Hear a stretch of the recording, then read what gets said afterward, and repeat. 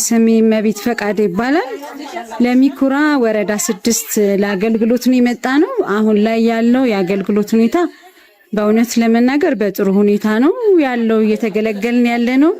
ለልጆቼ ልደት ሰርቲፊኬት ላወጣን የመጣሁት።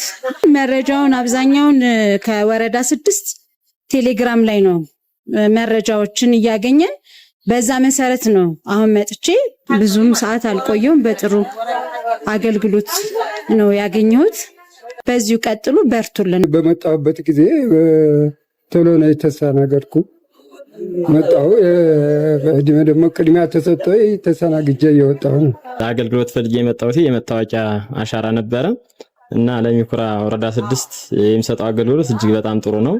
ማለትም አረጋውያንና ነፍሰ ጡሮች እንዲሁ ደካማዎችን ቅድሚያ በማስቀደም ሌሎችን ደግሞ እንደመጡት ወረፋ እያስኬደ በመስጠቱ እጅግ በጣም አሪፍ ነው። በዚህ ይቀጥል። ያው በጣም አሪፍ ነው።